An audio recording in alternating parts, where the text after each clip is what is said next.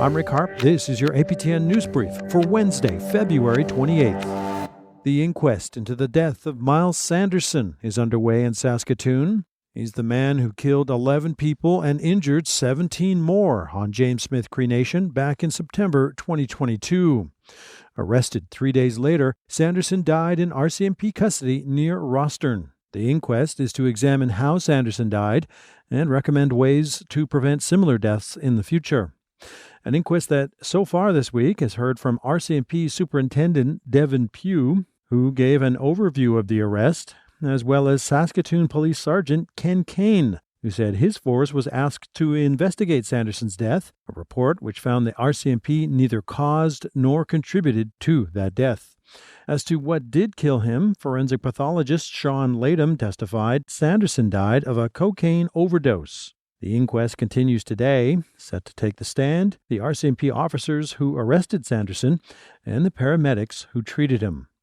Ryan Manigizik, the man accused of killing 5 people at 3 southern Manitoba locations, appeared in court via video conference Monday. His lawyer has requested a mental health assessment to determine whether he's fit to stand trial, an assessment that must be completed within the next month. Manigizik is charged with 5 counts of first-degree murder in the deaths of his common-law partner, their 3 children, and her teenage niece. None of the allegations have been proven in court. The topic of high grocery prices in northern Canada came up in question period this week. It followed the recent broadcast of Food for Profit, a co-production of APTN Investigates and the CBC's Fifth Estate. An investigation which found only a portion of the Nutrition North subsidy ended up in the pockets of northern shoppers, with the rest boosting the already high profits of grocery chains like the Northern Store. Nunavut NDP MP Lori Idlout asked Liberal Northern Affairs Minister Dan Vandel what his government plans to do about the issue. People in the North are paying enormous amounts for food as the CEOs of the grocery chains make millions of dollars. Nunavut have said for years that Nutrition North is not working and this government is ignoring them.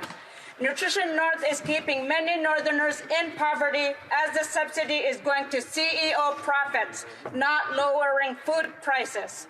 Why is this minister padding the pockets of rich CEOs instead of helping Northerners afford their groceries? Hear, hear. The Honourable Minister for Northern Affairs. Thank you, Mr. Speaker, and I thank the member for that very important question. We know that food prices in the North are too high. Affordability is a real issue in the North. Our government is absolutely committed to ensuring that 100% of the Nutrition North retail subsidy is passed on directly to Northerners. We have worked and we will continue to work with territorial governments, with Indigenous partners, and with people who live in the North and the Arctic to bring prices down.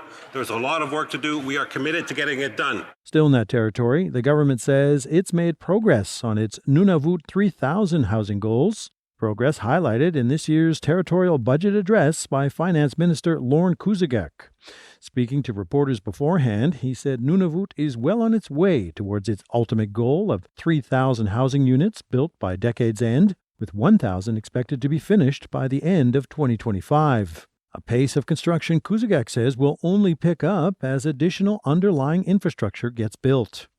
And over $82 million has been earmarked for housing, in addition to funding for that infrastructure. And I think you'll see that government has been working very hard as a team to take infrastructure issues such as housing and working with community government services and other agencies and creating little committees to see if we can build houses so that if we're building 200 houses this year within our budget, then to make sure that we could reach that goal and make sure that there are 200 lots to put them on.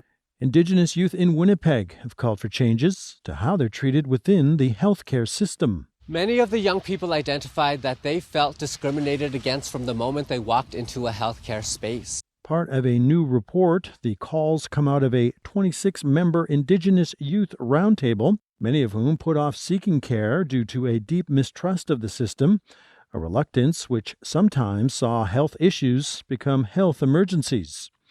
The report promoted a so-called anti-style approach focused on kinship enabling care that is culturally safe. New data out of British Columbia show the number of impoverished children is on the rise. With an overall child poverty rate of 14.3%, it means roughly 1 in 7 BC children now lives in poverty, a rate which jumps to 31% for kids living on reserve, more than 40% for children within single-parent households. The data, shared annually, were compiled by the First Call Child and Youth Advocacy Society. Things like childcare will come into that, because if you are a single parent and you don't have childcare, you can't work. If you don't have after-school care, you can't work a full-time job if you have to go pick your kid up at 3 o'clock. The report calls on the province to index the BC family benefit to inflation, prioritize new childcare and social housing developments, boost social assistance rates, and increase the minimum wage to $20 an hour by 2026. BC's minister responsible for poverty reduction stopped short of committing to the recommendations, but says she'll have more to say during this legislative session. And finally, the federal Crown Indigenous Affairs Minister has pledged his continued support for the return of ancestral lands. Minister Gary Anandasangari made the comments as part of an interview on Monday's episode of Nouvelle Nationale, APTN's French language news broadcast. Asked whether he shared the beliefs of his predecessor Mark Miller, who claimed returning lands was a priority, Anandasangari said he and his office strive to hold to those same principles. We are in traditional lands that are occupied by many nations in North America, particularly in Canada and even in Quebec. So the lands actually do not belong to Canada per se. Much of the land is not covered by treaty, and even some of them that are, there's many lands that are in dispute. So giving land back is not a benevolent move by Canada. It is rightfully returning somebody else's possession. So that is Mark Miller's thinking. I've subscribed to that thinking. I do believe that land back is an important aspect of reconciliation. Land is at the core of one's identity. Land, language, culture are so important to one's identity. And I think for us to reconcile with Indigenous people. And that's your APTN News Brief for Wednesday, February 28th. I'm Rick Harp.